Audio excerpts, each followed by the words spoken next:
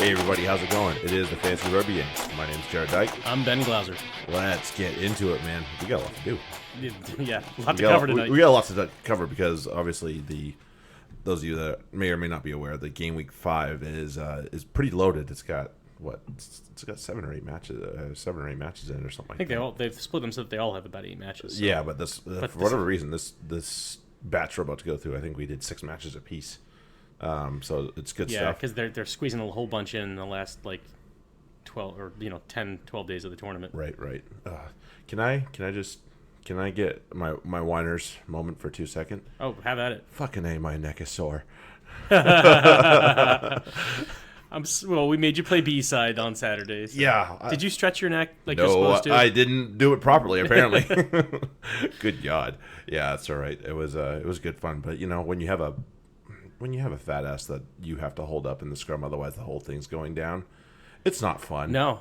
It's not fun especially at as a all. loose head. Yeah. The tight head should not have been... No, he was being extra lazy. Yeah, he was. That's basically all it was. It was just come down to... I don't think it was anything he intended to do. I'm pretty sure he was just being really lazy. Yeah, I mean, there's a reason he was playing B-side. Yeah, that's also true. Yeah. Yeah. I did it just because we needed bodies. We needed bodies, yeah. We needed bodies, and there was only 3 front rowers left, and 2 of them had taken the boots up. I was like, well, I guess that's me. Oh, well. So, yeah. Let's crack these suckers first. Don't have to ask me twice. I'd have one. There, you can do it. There you go. Yeah, I know. My weak childish hands over here. Grip strength, son.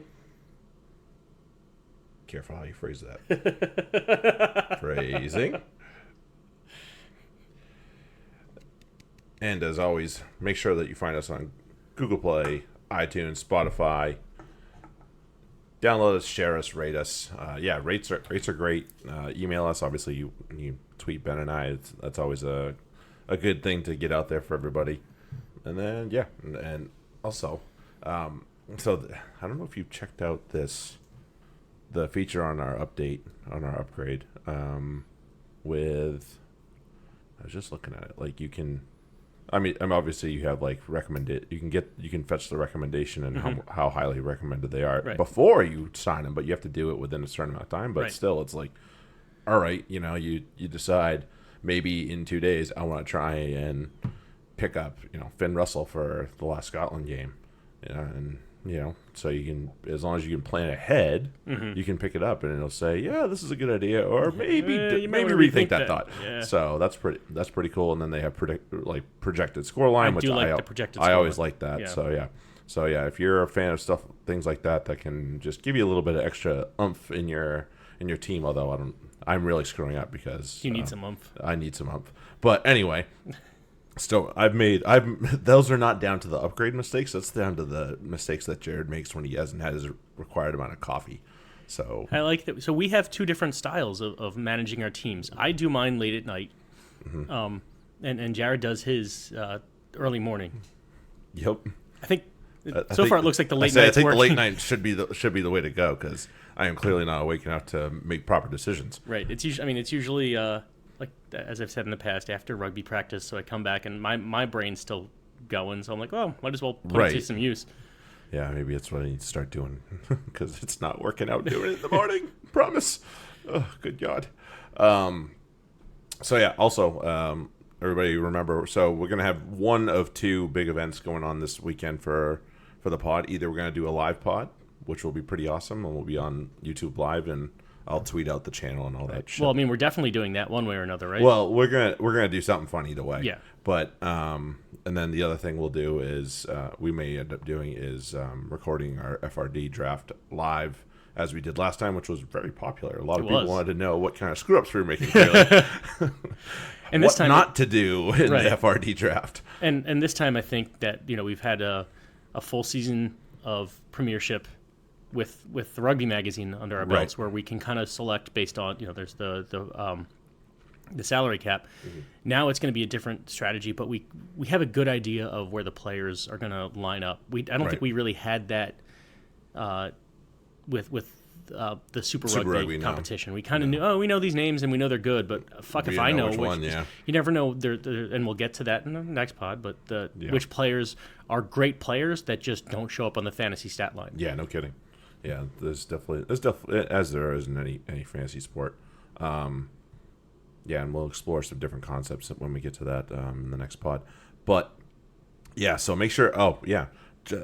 Tweet at me or Ben, and if you want to get into the FRD league, we have 5 spots right now. We're drafting this weekend either way, so keep that in mind because next weekend starts the comp. So we gotta get rolling. We gotta have this sorted out. It's gotta be done by then. So yeah, check that out. And then if you want to get in on the TRM action, the Rugby Mag action, obviously we have our own league there too, and everybody's welcome to join. The more, the merrier. We had a 14 in the World Cup, so I anticipate give or take something like that, give or take. And we want some good competition. So because obviously if there's some people we can learn from too, and. Yeah, absolutely. Show us a thing or two. I poked through a few teams in our current league right now, and I'm like, I think I could have done that, and I probably should have. So yeah, show us what's up, as it is. Quick news before we go through: typhoon potentially threatening Ireland's match, but I did have a quick read up on something that Andy Farrell was given from World Rugby. Basically, he said, there's a couple of contingencies in place to make sure this match does get played and it doesn't get called a draw, which would be a pretty terrible way to have to eat your last pool game. I don't think they would. In thinking about it, I think that the Japanese wouldn't just lay down and let the Scots beat them. I think they'd rock up and probably beat the Scots. Yeah. So I think Ireland would have been okay, but there's no. I mean, you'd rather put it in your own hands, right? It's not like I don't see the competition changing too much based on any of that, or at least that pool, the results of that pool. I don't see. No, I think the results of the pool will be as we expect since Japan beat Ireland. Japan winning and Ireland going through as the second place. In more local news, U.S. women's sevens took home the U.S. Sevens crown in Glendale. Yes. Well done. Emphatic victories in pretty much every match. Right. So that's good for them. And I didn't get to watch much of it, so I'm not sure what the other teams brought, if they all went full noise. Mm-hmm. Either way, extremely rude of them to win their home tournament. But at the same time... U.S. the men have done the same sometimes. Right. So no. It's I love it. It's rude when other people do it. When we do it, that's just the right thing to do. That's the right thing to do. We're not Gracious House, apparently. That's okay. I don't hold it against anyone. And the horse you rode it on. Yeah, there you go. Exactly. All right, so let's go to the games. Game week 3. So we started this whole shebang way back in game week 3, way back on last Wednesday when the France took on the U.S. And do we want to just get to the point where things I felt went wrong, and I think you and I are on the same page on it? Beautiful first 60 minutes. Yes. Excellent. I thought this was, as I said last time, I think Gary Gold put a rocket up the boys' ass, and they came out firing, and they came out with some intent. Stayed with it. And then there was the penalty that made it 9. Mm-hmm.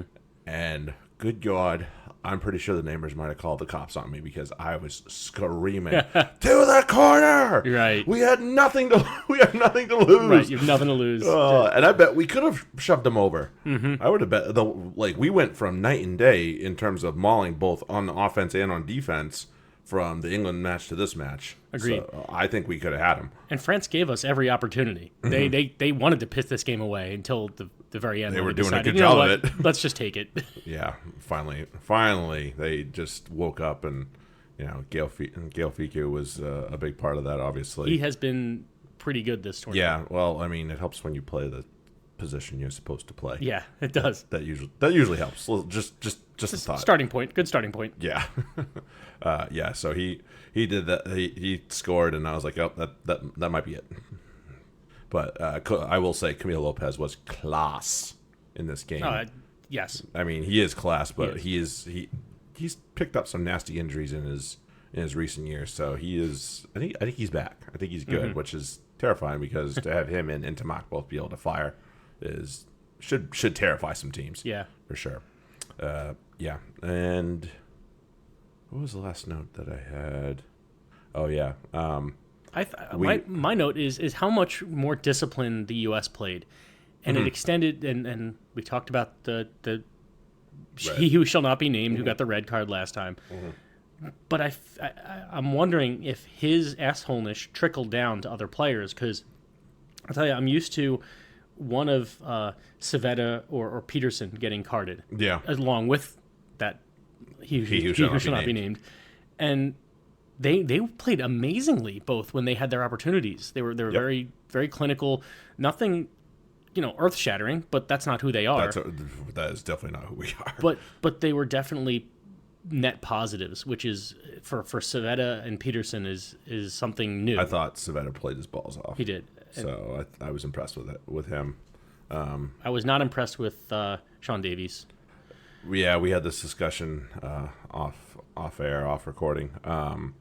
Yeah, I think Ruben De Haas needs to get more game time faster. He came on and just made such an impact with 2 huge kicks. Yeah, his kick. Yeah, but Davies' kicks were so inaccurate. It was ridiculous. And he can't tackle. He can't do anything in contact because he's tiny. So I know we're tiny. I know we're going to get to it, but I just want to preview the difference between Davies and Cheslin Kolbe. Now, there's an athleticism difference there, but the sizes are comparable. Very. And one of them has no fear, no compunction about going into contact and taking the hit to someone else. But then Davies was just tentative. Like, he had guys, and granted, large guys, but they're static, and all he has to do is come in and just throw a hit right at their hips, and they're going to go down because that's what happens. That's physics. What happens. And he's going in tentatively, and they're just like, oh, wait, if I just kind of throw you off of me, you're just going to fall over. Just a quick, swooping motion of the arm, and they're gone, and they're gone, he's out of there, and right. What's the point? Oops. Let's get some scrum head. We don't really have. We're not blessed in the way of depth in scrum halves. But De Haas, I think, is going to be something special. I really do. I do too. He plays for the Cheetahs, right? I remember right. I can't recall. Plays for one of the Pro 14 South African teams. I'm about 99% sure of that. And that's good for us then. Yeah.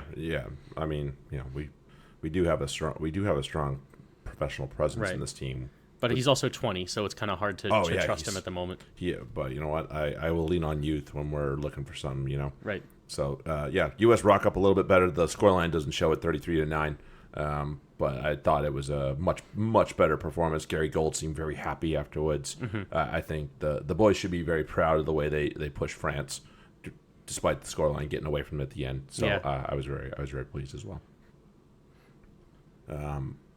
Just a couple of quick glances at the fantasy.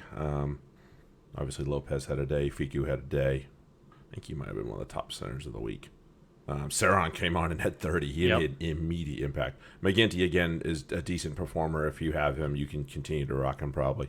Lamborn had 22. Brakely had 22. Tefete 24 for you. Yep. There you go. Just a little note on that. And let's move on to New Zealand and Canada. And unfortunately, there was not a lot to really take away from this. Sonny Bill Williams is still a fucking magician with the ball. Yeah, that too. Yes, he is. It was unfortunate that we said, the Canadians are on a down, and this was the wrong team to be playing when you're on a down for sure. Well, they didn't concede triple digits. Past teams would have definitely conceded triple digits, so we'll give them that. But really, that's about all I can give them, unfortunately. The All Blacks lineup is littered with good score lines. Pick your favorite All Black. He probably did well. I captained Bowden, 48. Not bad. So ended up with 90-something on with that one. So that wasn't terrible. That was probably my best move that week. Didn't make too many good moves, but that was one of them. New England Free Jack, Josh Larson, is in the team. That's awesome. He's playing. He started second row, I think, the first game, but then in this one he came on. I did see a side note, so not quite a rugby note, but this is why I fucking love the sport. Both, I think everybody saw the video of Peterson, and I don't remember who it was. It might have been Saron. Oh, yeah. Just having a chat. Peterson has a little one with him. Just exactly what rugby's about. These two guys probably don't speak a lot of the same language, but they still get it. stuff like that. Yeah. And then the All Blacks inviting the Canadians, both Steve Hansen and Kieran Reid, went to Arjun and said, "Hey, come to the locker room. Let's have a beer and let's have some chats." That's awesome. And so this is what it's about. This is, class move from the All Blacks, but this is what rugby's about. This is why I fucking love this goddamn sport, because there's a ton of respect that revolves around it, and this is also why I get really mad when people disrespect the shit out of this game, because it's like, all right, if you're not respectful, you're just pissing on so much right now. So, good on the All Blacks for being a class act, as they usually are. And, Canada, you rocked up, but sorry, just no cigar this time. No. 63-0 for the Kiwis, and Canada gets blanked. I think I need to apologize to Fiji. Oh, do you ever? As I said, these were a bunch of angry flying Fijians, and they played like it. They did. I thought that Georgia would be able to control the set pieces, and to be fair, they did. But big old hairy butt. There just wasn't enough of them, those set pieces, to really change the game. No, the Fijians made sure of that. Yeah, they were pretty good about that one. Semi Radradra just tearing this team to pieces. Good God. Yeah. He's still running somewhere. He definitely is. Yeah, he definitely is. They had a day, especially the back line. They were just picking their gaps and going through them. These Georgians can rock up and tackle you hard, but it's a lot harder to tackle you when you just go through arms instead of shoulders. Yeah. And that's what the Fijians were looking for. Right, and Fijians found space, and they kept the ball alive in ways that confused the Georgian defense, and that's what they do. Mm-hmm. And I'm kind of surprised that Georgia's that their discipline on the defensive line wasn't there, and they kind of just got sucked in. They followed their player instead of the ball, and all of a sudden there's gaps. That's what happened. Funny thing happens about that. Right. Yeah. So the Fijians just really just rocked up. I think that, like I said, they were angry. They performed well against Australia. They did not perform well against Uruguay, obviously. So, and they'd had a little bit of time to stew on that, and this was their angry match. So this effectively gets them into the next World Cup, assuming they don't. Right. Assuming that there's not any other surprise results around the pool, but I think this pretty much gets them in it. Yeah, I don't see. Well, you never know. Yeah, let's put it that way. Yeah, it's slim pickings. Right. So 45-10 to the flying Fijians over Georgia, and they are on track to at least qualify for 2023 in France. The Irish and the Russians. This was a whole lot of nothing. Yeah, it really wasn't. Yeah. We didn't really miss much in these games. No, Jordy Murphy came off hurt. That was that was one of the more significant things in this one. But Standard came on and did what he does. Conor Murray had to take the sub spot on the bench because third string scrum half for Ireland. Oh. I'm already spacing, but that's okay. I'm spacing out. That's all right. He can't. He had to pull out.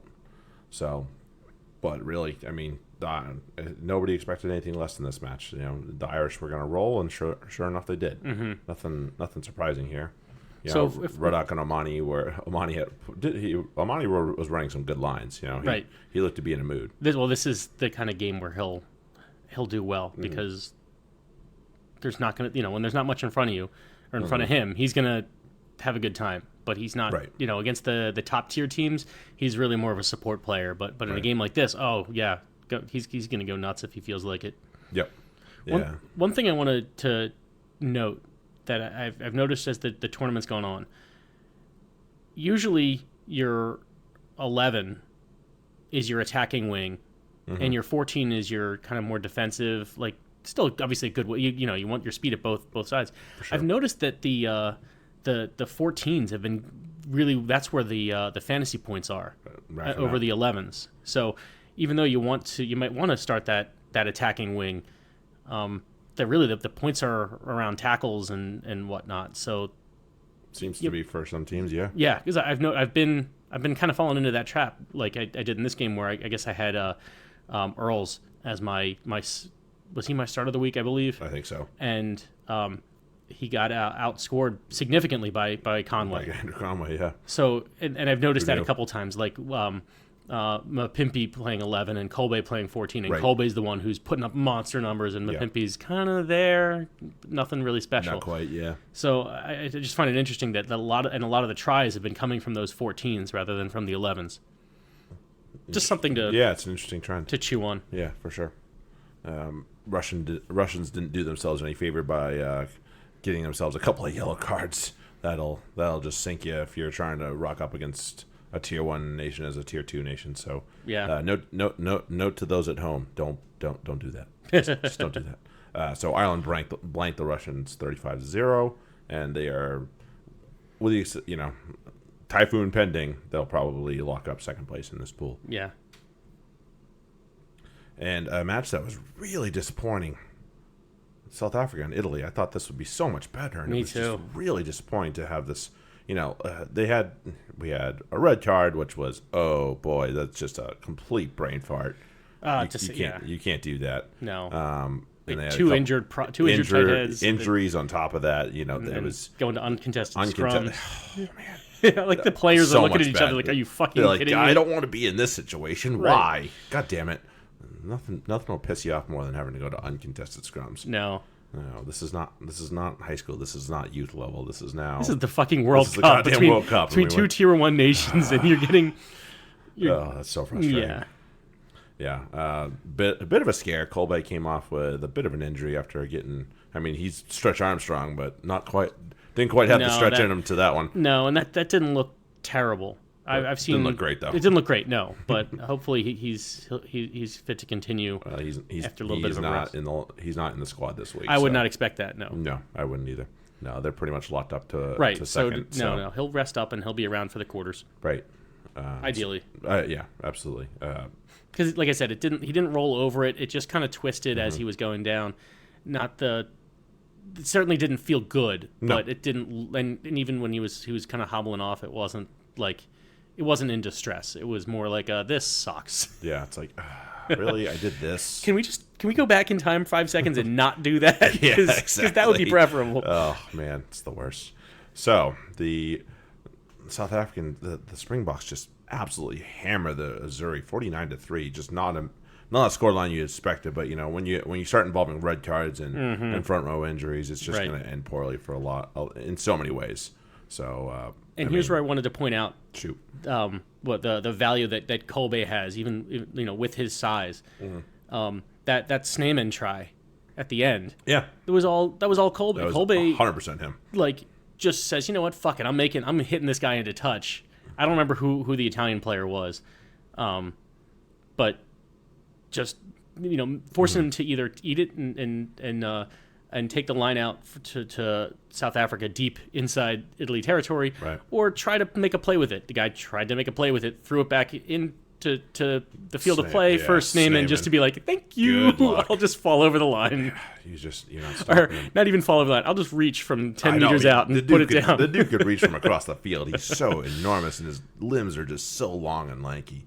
That's just not fair. But so, I mean, for Kolbe, for his size, the willingness and the ability to do it. It's one thing to have willingness. Again, Davies, I think, is willing to do it at times, but I don't think he's able. Whereas Kolbe, who's again no bigger than him, might even be smaller, no, but he's more talented by far. Right, it's just throwing his body in there and saying, you know what, I know how to make this hit. I'm comfortable making this hit, and I'm gonna drive this guy into touch and make him make a stupid play. Right. Yep. And again, another match that just didn't live up to it. And there's a lot said that England Argentina. There's a lot said about what was said by the RG's pre-match, and make that what you will. That is what it is. Creevy probably poked the sleeping giant.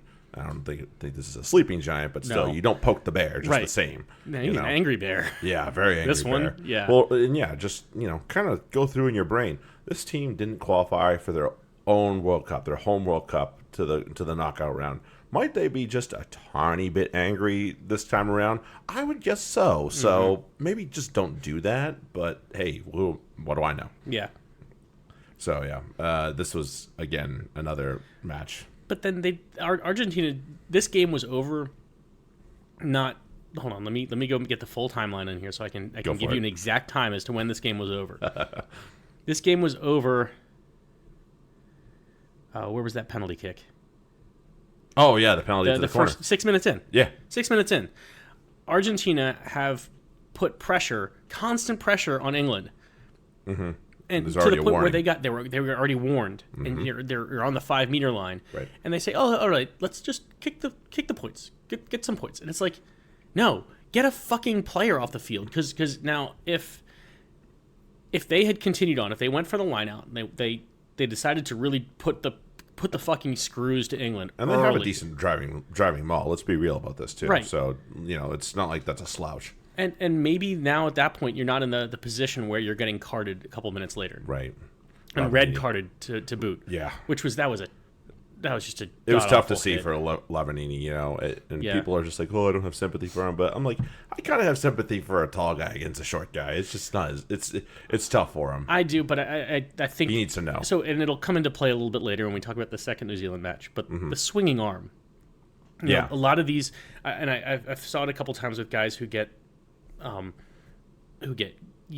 carded, and. They're like, oh, what's he to do? It's like, well, you know what he can do? He can just throw his shoulder in and not swing his arm in. Like that's where you get into trouble. That's just bad tackling to begin with. Right. So, that could have just been a yellow. Easily. But he decided to swing his arm, and that to me that's where the force comes in, and it's just no good. Yeah.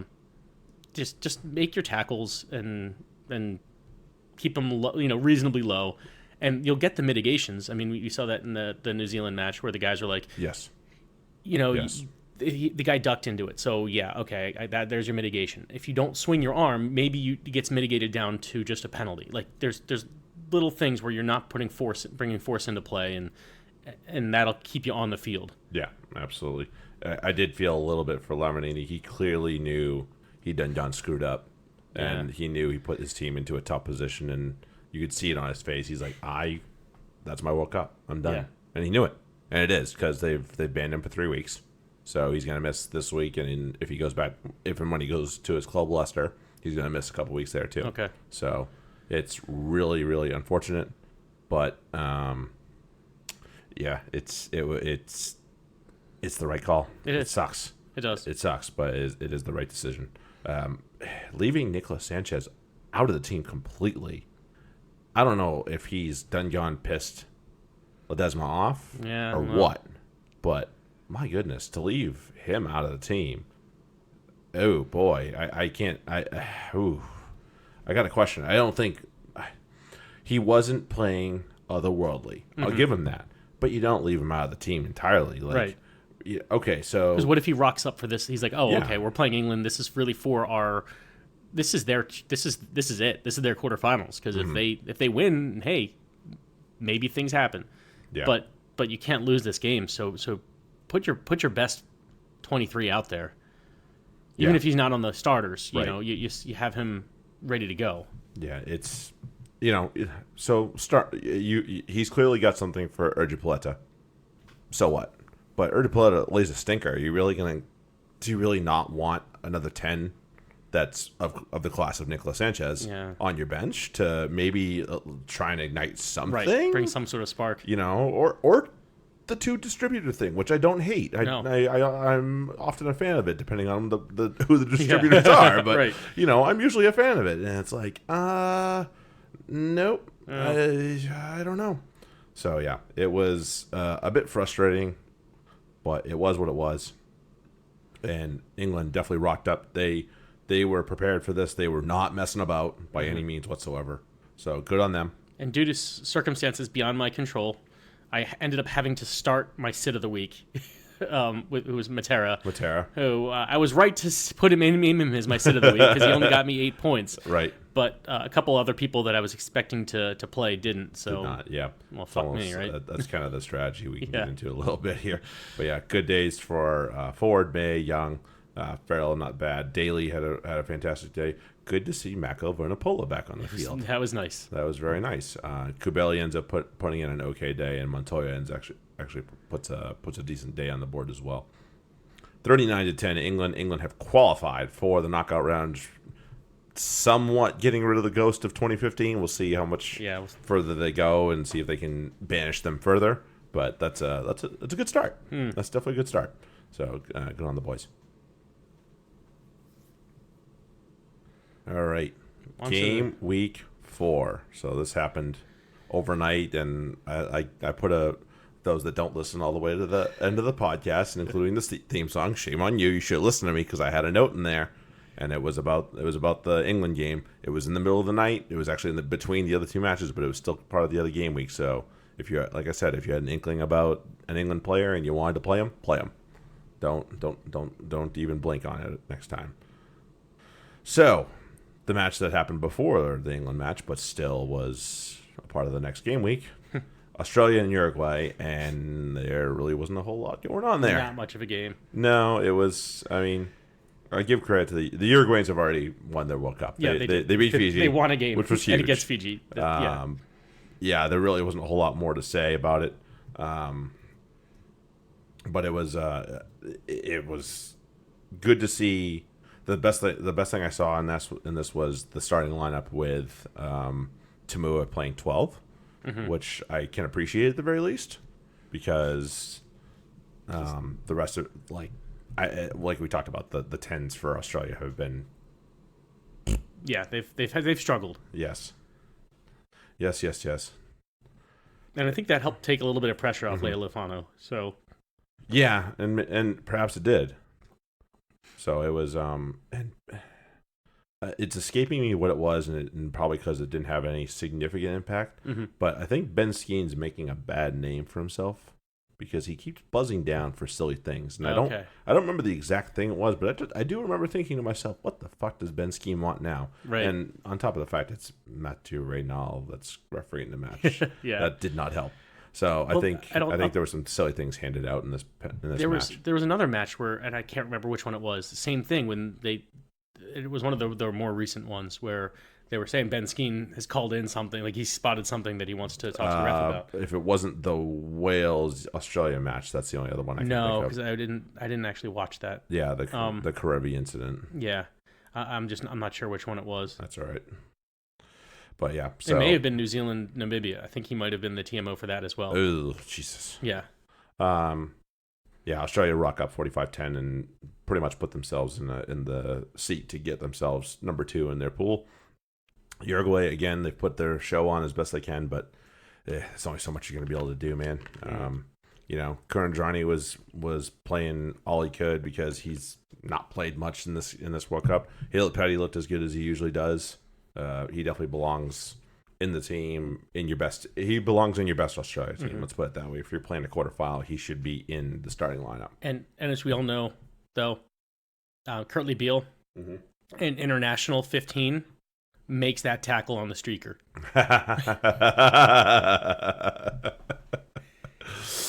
Maybe just don't put your face into the butt or anything like that. Come on, cheek to cheek. You know how to do it. That's one you're allowed to avoid that. That's fine. No, that was fine. That was a light, humorous moment. Yeah. Again, in other sports, that might be like a thing. But for rugby, it's just like, all right, streaker on the field. All right, I'm off. Moving on. Play. Moving on. Like, very funny. There's your dong. Yeah, who cares? Now you've embarrassed yourself. Yeah, thank you. Good job. You thought you were doing yourself a favor, and now you just embarrassed yourself. We're all embarrassed for you. Yeah, right. Australia rocks up and takes control of second place. Japan, Samoa, they had to scrap this one out just a bit. I'll give Samoa credit. They really put it to them. There was a lot of fight in this Samoa team. They changed their 10 from PC to Suteni, so it was pretty good. Hafu was taking the kicks. So they were able to convert some of those, and Tomorrow continues to be underwhelming for me. I have to say, I don't disagree. And what's his face? Lemecki was in a mood, though. I will say that. Yes, he was. He wanted that ball, and he wanted to run through people. He was not about to run around people. He wanted to run through people. I was like, oh boy, this guy's he's just ready to rock, isn't he? Ready to rock. Yeah. Okay. So good. I mean, great for him. He put himself certainly in a position to make sure that he's in the quarterfinal team when this team takes on whoever ends up being. But good on that. Good on him. Matsushima performs as usual. Yep. No, nothing new there. No, nothing new no there. Jimeno. Jimeno as usual. He's performing as well, pretty well. Yeah, he looked really good. I'm not shocked that the guys that we talked about at the beginning are the ones we're talking about now. No, not a little bit. There's a reason that existed. I was shocked they put up a good fantasy number, at least 26. Yeah. I was surprised by that. And Horry off the bench with 21. Like that's how good he is. Yeah, though. We know what he can do. Right. So that's again for the rest of this competition. For as long as he's there, right. If Horry is on the roster, he should be either starting. If he's starting, he should probably be one of your starters. If he's on the bench, probably one of your reserves because he'll still get you points. Right. Absolutely. Yeah. So he's done well. Japan get their bonus point, which they desperately wanted because they know that one of the reasons they missed out on the last World Cup quarterfinal is because they didn't get enough bonus points in the standings. Obviously, they provided the shock of the tournament, which was great. Mm-hmm. For now, up to now. Yeah. Oh no, the second shock of the tournament because I'd say Uruguay being Fiji was the shock of the tournament. Yeah, that was huge. Some people understood that Japan were going to beat Ireland. No, but even going back to that match, Rory Best was even just like, no, it's not a shock if you've watched this team at all. Yeah. You know, these guys aren't surprising anybody anymore. They're a really good team. So, I mean, classy Best, surprise, of course. Rory Best being as classy as he is. Yeah, he's the man. So Japan 38, Samoa 19. Japan are in the driver's seat for Pool A as they have been basically since Ireland went down to them. Yep. There was not a lot. There was some weird things in this match, but other than that, the first 30 minutes were amazing. Oh yes, absolutely. Amazing. I was impressed by Namibia's ability to 10-9 to just show their balls and be like, here we are. Yeah. Let's try it. We're gonna throw our nuts on the table. Yeah, absolutely. And then suddenly New Zealand gets their first yellow and is like, all right, let's bring out the hammer. They got mad when that happened. I was like, uh-oh. Yeah. This might be bad. It sounds good, but it actually might be bad. Right. Just going to say that. I mean, they put up, what's that? So it was, again, 10-9. Yep. With, what was it, over 30 minutes in. So in the last 45 to 50 minutes, they scored 61 points. Yep. Yeah. I mean, that's what New Zealand does. That is what they do. That's what it does. I was kind of expecting that, 10, 15 minutes later than that, but I was expecting it to be, and it was still only 17-10 at half. Right. But halftime. At that point, you were like, this game's kind of over. Yeah. Unfortunately, the second that New Zealand were able to put one over and Namibia couldn't, that was the end. And back to both yellow cards. So I know there's been quote unquote controversy around the refereeing at these games, and I disagree with that on some level. I also wonder how much of that is the effect of the announcers, some of whom are not terribly intelligent about what they're saying. Yeah, I think we found that out. Right. Again, the both of New Zealand's yellow cards were absolute yellow cards all day long. Yeah, they're yellows. Swinging arm, making direct contact above the shoulder in the head neck area. Easy. And the only mitigating factor was, again, the player falling down. Was a Namibian player falling down into the tackle. And those are cards, and they're the announcer saying, "Oh, it's really tough to make that tackle." No, it's not. It's really not. Just don't swing your arm. Yeah, maybe don't do that. Yeah, so that's where that came into play. I think the announcers are skewing the perception of the officials. Yeah, maybe when that's it comes what to it that. is. And now it doesn't help that World Rugby came out and said they weren't happy with the level of officiating. Right. That doesn't mean you have to question every decision, because a lot of the decisions have been accurate. It's just, if you want to question the consistency and that one ref will say one thing and then the next ref will do something different, welcome to fucking rugby. No kidding. Like, what else is fucking new? There's a reason that these teams scout the officials too. Like, because each ref has their own idiosyncrasies and they see their game the way they want to see. They communicate how they want to communicate. So. Absolutely. It's going to be inconsistent, especially when you have 4 French referees at these games. Yeah, I mean, that's World Rugby's fault, basically. Right. That's what that comes down to. Good God, what was wrong with these people?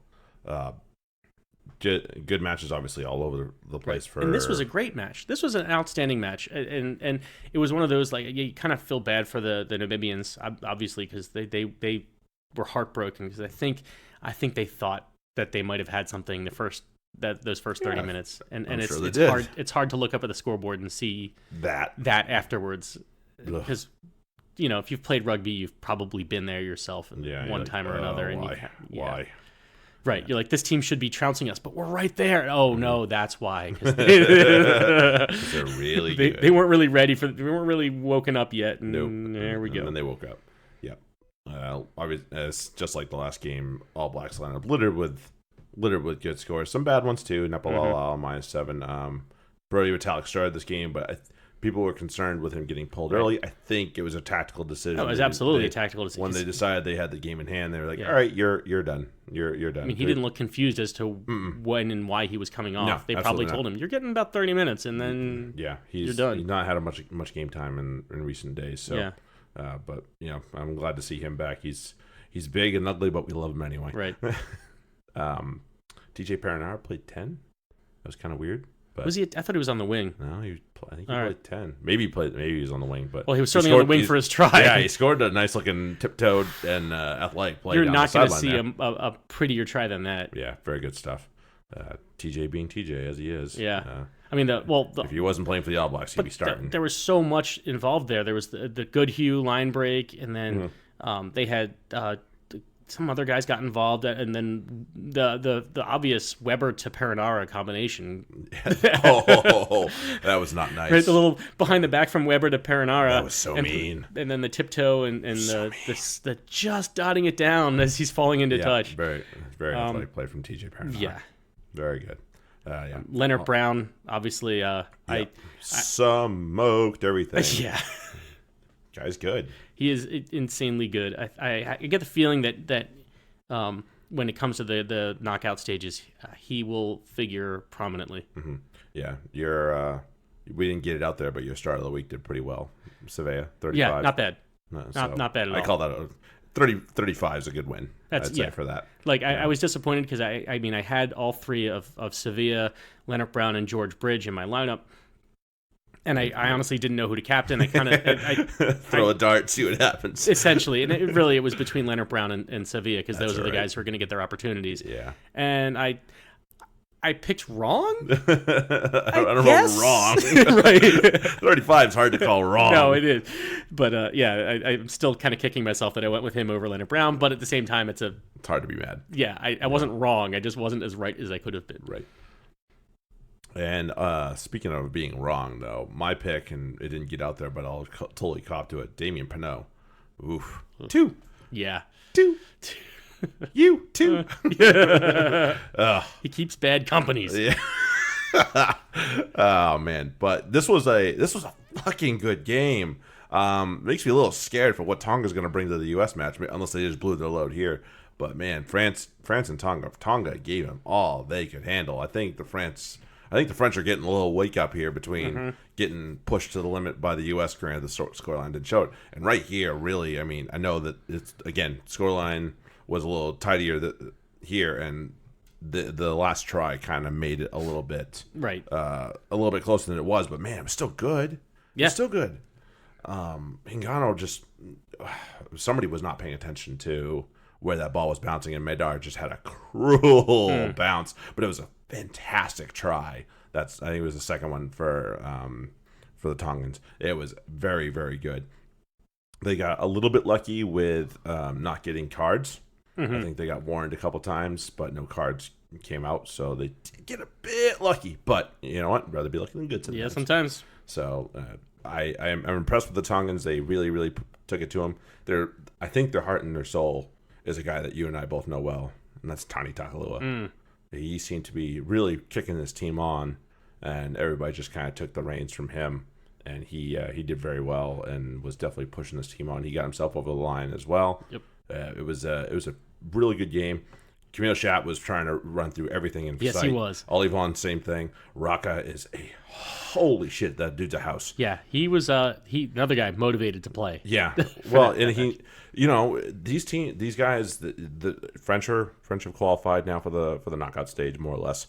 And these guys are trying to get into that quarterfinal team right now and there's a lot.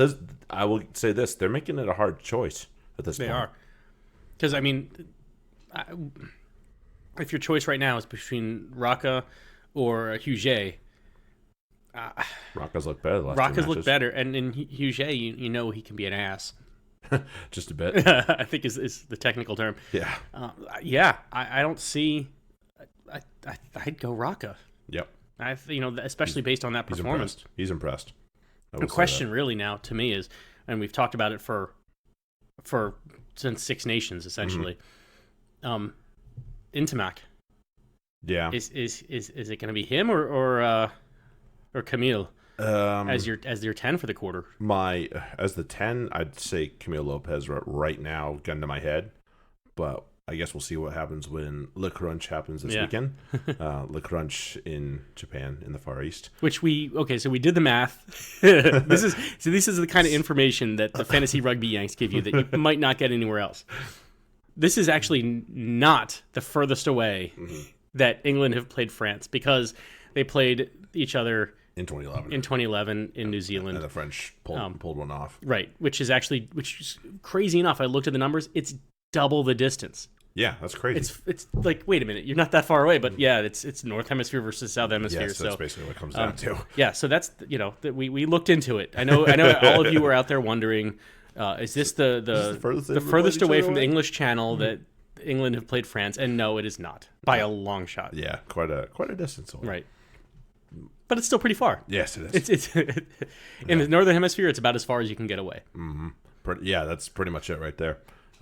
Just going back to Intimac, if I had my way, I'd find a spot for him, whether it was at 12 or 15. Really, I want my 15 to be Thomas Ramos. I think he's too good to leave off the field. Madar's the veteran. He's just that seasoned guy that knows what to do back there 9 times out of 10. The one time that we already saw in this Tongan match, and it was just a really cruel bounce of the ball. But but Ramos has to be in your 23. He has to at least be in your 23. Yep. I think Intimac has to be in your 23, if not your 15, and that's what that comes down to. I like the thought of a Vakatawa and Fiku center pairing, though, as much as I want Intimac to be in that center pairing. I do like that. That's a lot of dynamic just ability, with the exception of the distribution, but all you got to do is move it one shot wide, and then you're okay. You'll be all right. But, yeah, so the French do have something cooking, I will say that. They do. For sure. All right. So that catches us up to where we are currently. Yes. Now, by the time this gets released, I'll try and get it out tonight. I promise. Well, by the time you're listening out there in Pod World, absolutely, it's likely that South Africa and Canada have already played and/or kicked off at the very least. At the very least. And South Africa have probably put up a try or two. Yeah, sorry, Canucks. Yeah. Sorry, not sorry. Let's go through week. What's up? Oh, I was going to go right into the. Yeah. Let's go week 3. Let's go week 3. Top scorers at each position. Yeah, let's do that. So I have him listed as a center, even though I think he played wing this weekend. Semi Radradra with 73 from Fiji. Yeah, Elliot Daly as the top fullback with 36. There's not a lot of true fullbacks that I have registered in here. Bowden Barrett as the top fly half, even though he did play fullback. 48.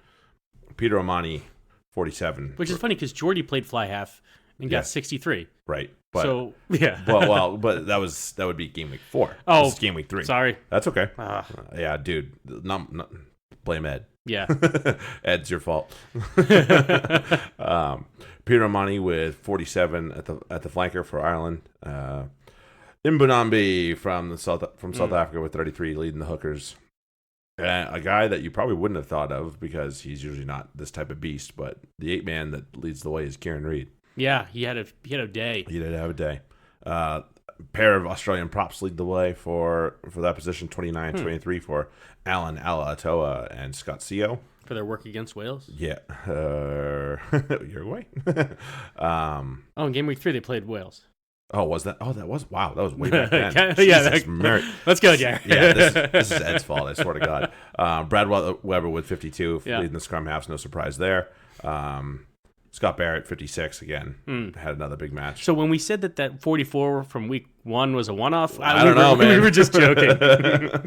A pair of South African wingers lead the way for that one. Kolbe and Mapimpi, 48 and 38 apiece. Now we can go to the matchups this week. Okay. This literal week, not this game week. Yeah. It's end of game week 4 into all of game week 5 this time. Thank God. At least we can cover it all in one shot. Right. Instead of leaving ourselves out to dry here. So again, at this point, if you're starting anyone from Canada, good luck. Maybe Ardron and Vander Marway. If you own them. Maybe. That's it. Don't go. Don't go picking them up. Nope. Don't be silly. Not on this. For South Africa, looking at the lineups, Mostert and Sneeman, you probably own them. The key is, do you pick which one do you pick, and then that the one you pick is the one who's going to be coming out, and the other one will stay in the whole match. Seems to be the way it goes. Right. So that's your luck. Sorry about that. But those two are definitely, they'll get you the points when they're in, no matter what. So don't sweat it.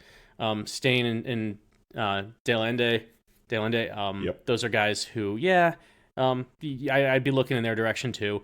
Reinach likely to split with Yankees, so neither are really great options at your 9. I'm guessing they'll probably go 40-40 with those two. Yeah, probably not wrong about that. And Malcolm Marks, Eben Etzebeth, and Willie LaRue are on the bench. If you have them, you might want to just throw them in your reserves because they'll come in and we've seen the hookers come in and get like 20 to 30 points off. Marks got 20 reserves last time you came in. Right, and that's better against Canada. He could do well. I'm gonna say look for him to get Marks probably gets over on a maul try at least once. That's what he did the last time. Right.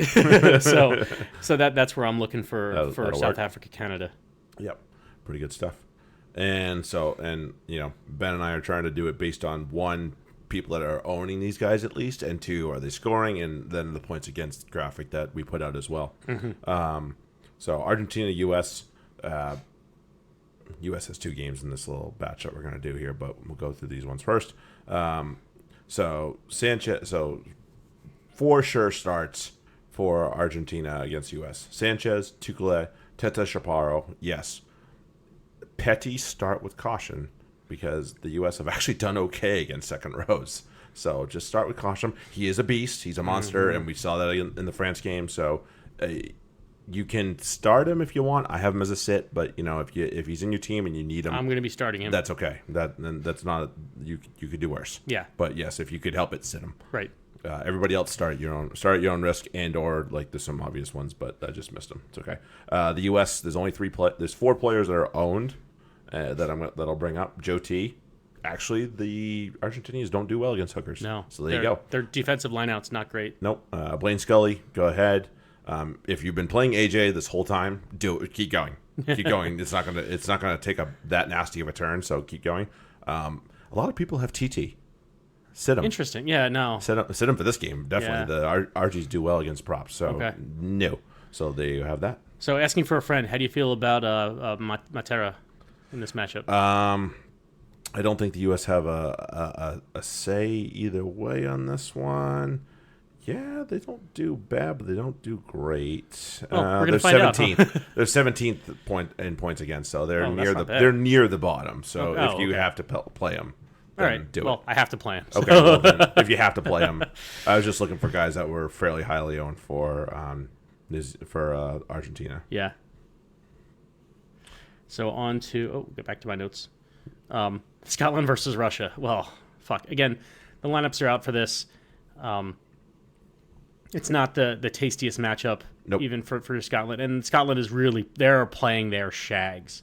Yes. Like, it is not, good luck picking somebody out of this one. Right. And that's hard to say because, again, love you, Duncan Taylor, for what you do on the Premiership and what you've done for Sarries. But not his bag, maybe. Not really a starting 13 at the international level. No, not at this level. Not at the World Cup. Right. So just I'm looking over the starters for Scotland, and I'm like, none of these guys. First off, you probably don't own any of them. Seymour maybe. And either the flankers, and that's it. That's all I can come up with. And even then, I don't think you're going with Barclay or Brown over the other options that are available around the world. Right. So you're looking at their bench. They got Stuart McAnally, W.P. Nell, and James Ritchie. Those are names you might have on your roster. consider having them on your reserves if you've got them. McAnally will be in my reserves. For sure, yeah. And but I'm not expecting anything from them.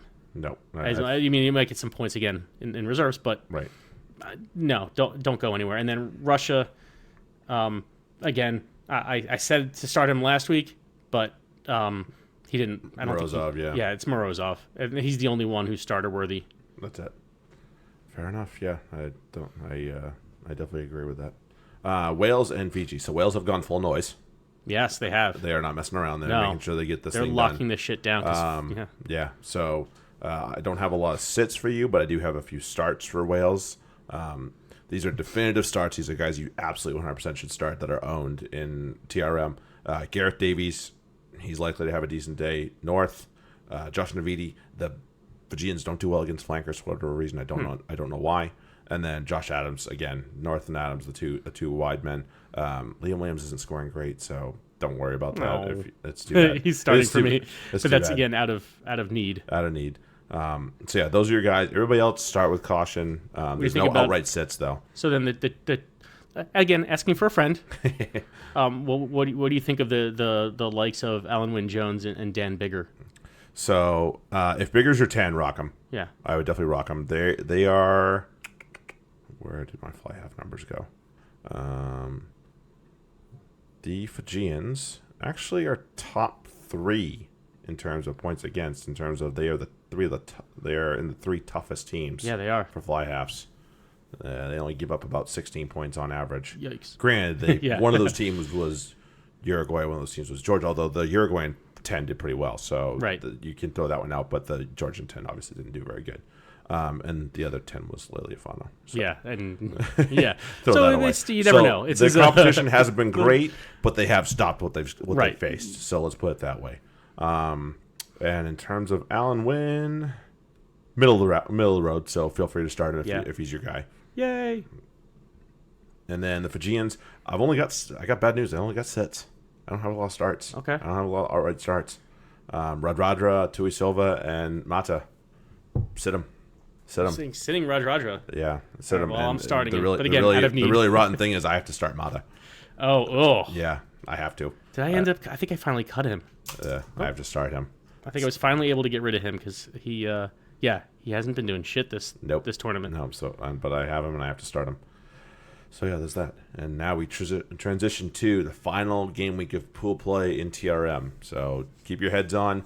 As Ben and I have talked about, start moving yourself towards the quarterfinalists. You can get, although you won't be able to fill your team with quarterfinalists because you get 35 and there's going to be less than that qualify, but you will though. Well, yeah, but so I looked this up because I've been talking about it and I realized that maybe we thanked Ed profusely for his his game week. Yeah.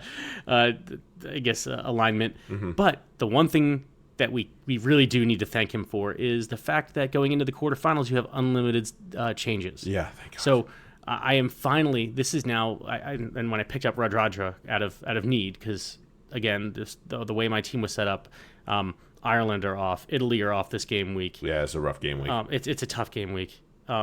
England are off this week, so and Japan are off, and are kind of doing. We'll see what they do. Yeah. Yeah. And that kind of fucks over a lot of my lineup. So I had to add. Finally, I got up to 35. This was finally hit 35. I'm impressed it took you this long. It did. I'll give you that. And it was Radradra that I had to pick up to play at center. I'm impressed that it took you this long. That says something. That's pretty good. And so I'm looking forward to the fact that we're going to be able to do unlimited subs after the next game week. I'll finally be able to. Yeah. Next week will be interesting again because there's going to be a lot of teams that are not going to go full noise. Nope. And so it's going to be tough to sort out who's going to be doing, like who's going to be playing and whatnot. So I'm a little bit nervous about my next game week, but once we pass that, we'll get through this. And then you get a little bit of a breath. Hold hands and we'll get through it together. Exactly. So starting that off with Australia, Georgia. Now Australia, they'll probably actually need this. They won't not need it, that's for sure. Yeah. So at this point though, we're into if you got them play him. If you have an Australian for this match, I'm not going to go through the names because again we don't know the lineups, but Georgia at this point, I don't know how much they have to play for. I don't know how much they're going to rock up for it. They might be already packing their bags, getting ready to head home. Yeah, you could see their shags. Right. And they could just be like, hey, get some time, have some fun. Yeah. Australia, though, if you Hooper's likely to be playing. The highly owned guys are Hooper, Kepu, Beal, Pocock. Those are all guys over 20%. The next tier down at 10% plus are Karevi, Sio, and Genia. And then right on the line is Adam Ashley Cooper. Yeah, so, I mean, I'd be looking. I don't know if Haylett Petty's going to be playing in this match, but that he's another one I'd throw in there. Mm-hmm. Again, if you got him, like this is going to be the week where, because as I said, you're going to struggle. You might struggle to fill your roster just based on the changes you need to make and who the teams are putting out there. So, if you have an Australian that has been doing well for you, play him. It's not something it wouldn't take him out. I'm not sure what I'm going to do with Nick White, but I'm gonna. He may end up as my starter. Right. One thing that I accidentally skipped over in my brain that I wanted to mention. Jordan Pataya played in that Uruguay game, and I have to say he played one. They said it on the commentary on the broadcast too. He played one freaking Super Rugby game, and then he got hurt. Mm-hmm. And in the one Super Rugby game, I think everybody in Australia had a boner watching him play because he looked amazing. So I'm glad he's healthy. I'm glad he's playing. He looked pretty good. The dude looks like fucking an Australian version of Joe Lomu. He's just a house and he runs fast. So good on. I'm glad he's back there. Just wanted to say that because I thought he looked really good in the game, the one game I got to see him playing. All right. Moving on. New Zealand and Italy. Italy are probably going to try and go full noise, but doesn't necessarily mean it's going to do them any good. And New Zealand are probably just going to be taking a back seat. Here are the highly owned guys that I have advice for, and that's it. After that, it's kind of like, all right, if you want to really go after your favorite Kiwi, go for it. But here are the guys I would definitely start if they play: Rico Ioane, Ben Smith, Sonny Bill Williams, Sevu Reece. Those are the really soft spots for Italy. They had a lot of soft spots against Australia, against South Africa, obviously. So, again, if you have a favorite All Black that you really want to play and he's in your roster, go ahead. Go nuts. The one guy that they've actually done well against is the 8-man. And Kieran Reid, we know, doesn't necessarily score a bunch on top of that. So if he's their 8-man, just go ahead and have a fine for old Captain. If Sevilla is their 8-man, though, that's a different story. I wouldn't worry about it. That's a different story. Yeah, it's a different running style by far. The only guy for Azzurri I would play is if he's probably your 10 or he's been a guy that you've been playing is Tomato. Mm-hmm. Tomaso Allen. Tomato. If this is the game that Geraldini decides to finally come back, don't bother with him. Yeah. Negri, Lavati, Ferrari. Don't. Toss them. Nope. Those are definitive sits. If you can help it, don't play any Italians against them. But that's about play the guys that you know can at least score somewhat, like Pelledri and Stain. But those are the only guys I would even consider are not named Tommaso Allen. Agreed. There you go. Le Conche, Western version or Eastern version, Far Eastern version. England are here at the Fantasy Rugby Yanks. We talked about this before we started potting, and our general consensus is that England are likely to go less than full noise. France are likely to go with their best lineup. Mm-hmm. So for England, Laws or Itoje are probably going to start, one of the two. If you got one of them, whoever the starter is, play him. Faz should be playing, play him. Sinclair or Mako are probably going to be starting, and those are going to be your big points getters at prop. I'm guessing at this point they're going to throw Mako out there because, they could throw both. Time. They could end up starting both Mako and Sinclair because one's a tight head and one's a loose. And pull them at halftime. And do something. So that's the other thing is you got to worry about is whether or not they're going to play the full match. Right. And Johnny May or Kokonasiga are gonna be your starters or one of your starters at the wing. Mm-hmm. If you got either of them, go for it. Right. For France, Poirot at prop has actually done a very good job. for my team. The rainbow lace Jefferson Poirot. Yeah. Fiku, obviously. Although England aren't allowing many points to centers. No, they're not. That comes with a caveat. If you got him, give him a shot because they haven't really. Let's put it this way: if Tui's in the centers, don't play your centers. Don't play your French centers if Tui's starting for England. That's probably the mitigating factor right there. And it is. And you also got to realize the fact that England have played Argentina, who don't have the best centers, Tonga, who don't have the best centers. Piutau. Oh, yeah, Piutau. Yeah, that's true. And then us. So, and we played like poop. So we can say that England don't give up points to centers, but really, who the fuck have they played at center? They're only second to Samoa. Yeah, and then Dupont, it would probably going to be your scrum half. Yeah, if he's been your 9, rock him. Yeah, and then here's an interesting thing: Ntamack or Lopez. One of them will be starting, obviously. Yep. And England are not doing well against fly halves. Right, even AJ McGinty scored all right in that really poopy game against them. They are fourth. The only teams who have given up more points to fly halves in the competition are Namibia, U.S.A., and Canada. I don't know what that says, but wow. I think what it says is George Ford has played a lot of fly half for England. That's true. That's definitely true. Ooh, yeah, that's gross. So yeah, if you have Ntamack or Lopez.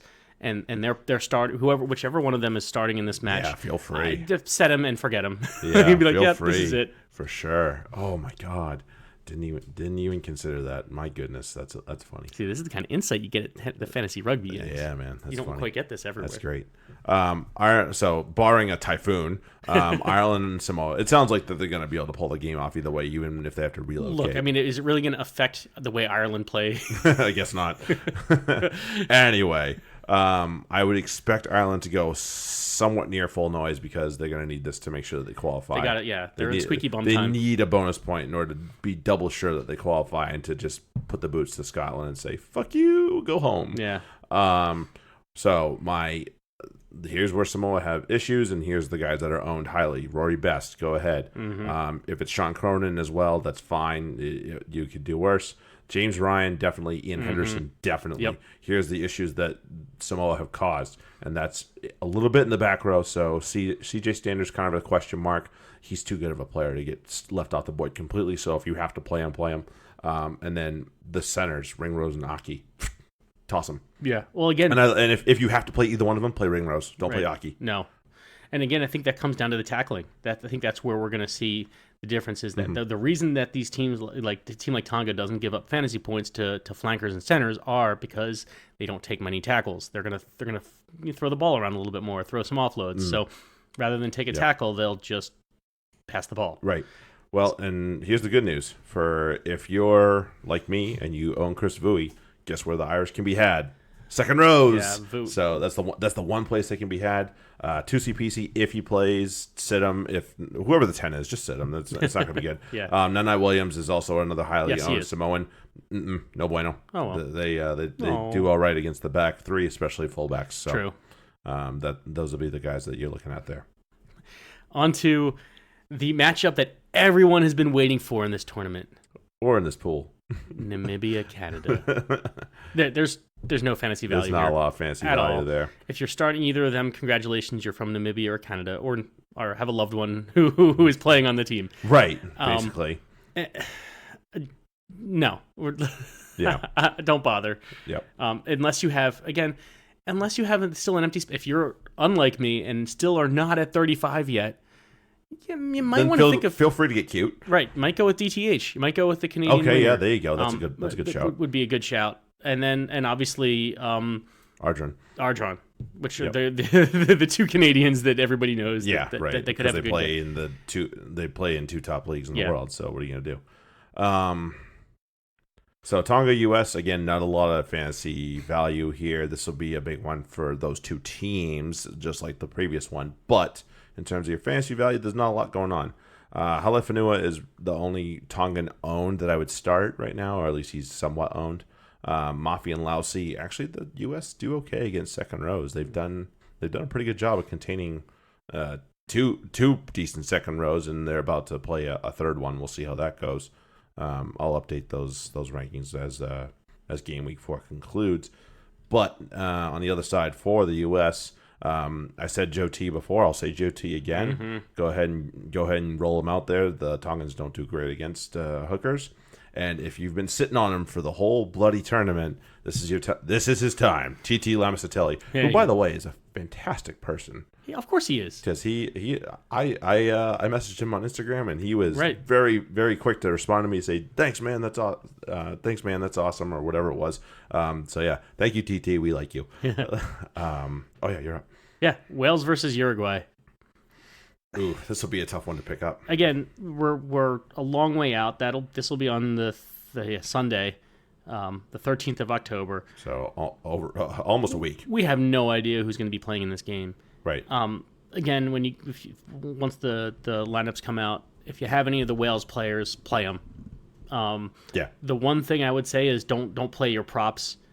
I would actually, and I was thinking about my notes were that don't play any front rows because it's likely that Wales are going to go a little bit soft, probably LET, and split guys. But you never know. They might start with Ken Owens, but at the same time, whoever the backup is going to be coming on at halftime. So or shortly thereafter, sure, yeah. You're not going to get a full 60. You're not going to get that bonus point. You're not going to get this. But Uruguay are terrible against hookers. Yeah, they're bottom three. They give up over 40 points to hookers on average. Now, granted, that's 2 hookers usually, but still, you average that out to about 20 odd points a game. You could do worse. So that's my one real recommendation that to look at is again, because they give up those points to the hookers. Mm-hmm. If you got one, play them. Even if you have them in your reserves, you're going to get some decent points out of it. Right. All right, and to close out the tournament, they played the first match. They're going to play the final match. Yep, Japan and Scotland, and this will be far more interesting than the last final pool match from 2015, which turned into an absolute shit show between England and Uruguay, where England just basically played angry. Yeah. Japan and Scotland, this will be, the Japanese don't strike me as a team that's going to dial it down at all. They're going to just continue to rock out the guys that they have. So as it has been all tournament, Himeno, Horie, the two props, Inagaki and Kujiwon, if you have them, play them. They are somewhat owned, so yeah, go ahead. Matsushima, yes, absolutely. Lemeki, if you have him too, same thing. He's done well as well. I'm going to continue to say a big nope to Yu Tamura. He's not done well. Nope. And a person that we very much love, but this is business. Mike Leach, sit. Yeah, sit him. And then the Scots, the likelihood is they are going to go full noise because they'll have whatever outside shot that they have at qualifying by winning this game. The obvious name: Stuart Hogg, Finn Russell, Stuart McAnally. Play them. Yep. The Vikers actually don't do well against Japan. So if you have Ryan Wilson and John Barclay, pine them. Yeah, pine them. And then. So our starts of the week both already played. Mine was Pinot. He did poopy. Artie Surveyor for Ben. He did pretty. If you captained him, you wound up with 70 points, which is a pretty good haul-in. But our sits of the week, neither one of them have played. Oh. Because I think we picked them from the same game, same team even. Yeah. It was shit. Oh, it was no. Who did we pick? Fuck if I can remember. Well, my pick was Josh Tuiasova from Fiji. Welsh do very well against wings.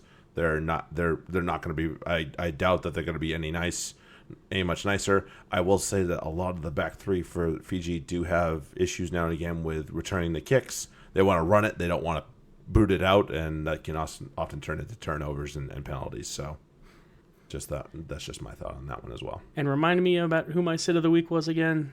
The big guy Nakarawa. Oh yeah. Yep, and the likes of Alan Wynne Jones and I think is it Ball or Beard or Corey? Oh, it's not Hills got sent home. Either way, right. Alan Wynn's all you need to know in that equation. It's Ball. Yeah. Okay, there you go. Right, and Nakarawa has just been him and Mata have been a little disappointing. Yeah, I won't disagree with that one because I've owned them both. Yeah, and I know how it feels. And Nakarawa will be on my bench, but that's, again, only out of need. Yeah, I have to play them That's both. why Matera is playing. Yeah, I have to play them both. Now you know why I have Matera, Jones, and Petty on my, Jimeno and Sevilla, yeah. Yeah, Yes. Yeah, I play them too. Jeez, them. But once you get out of them, I kind of struggled. Okay, let's run through the pick'em for these games real quick, and then we will sign off of this thing. No brainer here, probably. So the box against Canada. I'm gonna go ahead and put the box in already. As much as I'd love an upset here, I don't think it's gonna happen. Not gonna happen. Argentina are gonna probably take down the Eagles. Scotland and Russia. Sorry, Russia. You guys get sent home with 0 points. Take the Scots. But they still did better than we expected. So yeah, they played some better games than I thought for sure, and I was definitely very down on them. So no doubt. Is there any chance that Fiji? No, because talk about set piece superiority. Right. The Welsh definitely have it. They do. And then to the next game week, even if Australia dial it down a touch, I don't see them losing to Georgia. No. The Kiwis will smash the Azzurri. Yes, they much to the same way they've done the last two. So I don't see that changing.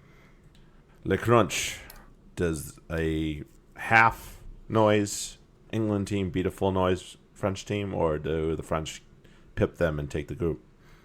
Oh, I think that England are gonna rock up and win it. I think they're on a mission, and even yes, if they are. Even though the backups aren't going, and I don't think they're going to go half. They might go quarter noise. They might have, 6 or 7 of the guys of the normal reserves or backups coming in, but then you're going to have the rest are going to be starters, and I believe the bench will all be starters. Yep. So I think they're going to. I had the feeling England are going to end with their best team. Right. Okay, and then England, France, Ireland, Samoa. I don't see how. It'd be funny. Ireland are not going to lose twice. They won't lose twice. They're not going to be dumb enough. Even if they win it ugly, they'll take it. Ooh, here's a fun one. The intriguing one. Again, I feel like the Canadians are on such a down. I'm going to take the Namibians. I am too.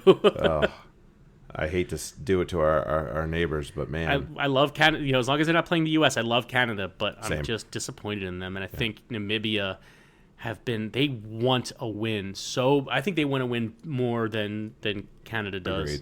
Agreed. I think Canada they haven't shown much heart, not nearly as much heart as Namibia have shown. So that's why I'm going with them. Yeah, no argument on me. Finally, I get to back the boys. Go Eagles. Yeah, I'm doing USA. USA over Tonga. Finally, I get to back them and not feel like a complete fucking chump. Wales, Uruguay, duh. Yeah, Wales. The Dragons. And then I will take the Brave Blossoms to knock down the Scots and knock them out of the World Cup and to win the group as well. So at least make sure they win the group. We're in agreement. So that means we were going to tie for this. It's for now. It's a long season to pick them. We got a lot more to go. So yeah, thank you everybody for downloading and subscribing. And we've had an uptick this season, so really I'm happy about it. You guys are awesome. Thank you so much for just listening to a couple of chumps talk about rugby and pretend rugby. So. Make sure that you check us out on iTunes, Spotify, Google Play. Look at your Fantasy Mag, your Rugby Mag upgrades. I talk well. Look at your fantasy upgrades for the Rugby Mag. They will do you good. I promise. They will. As long as you're not a complete helmet like me, you'll be okay. What did I miss? Oh yeah, this weekend we'll be doing a live pod one way or the other. What the topic or content is will be determined, but. It should be a good one either way, and if you want to see us make a complete fool of ourselves, then make sure you look out for Ben and I on Twitter, and we'll and if you don't know what that is, just look at the show notes, and we're there, I promise. Other than that, thanks a lot. So, thanks a lot, guy. I'll work on this whole talking thing in a second here. new things going on over here. That's all, folks. That's all, folks. Have a good one, everybody. Cheers. See ya.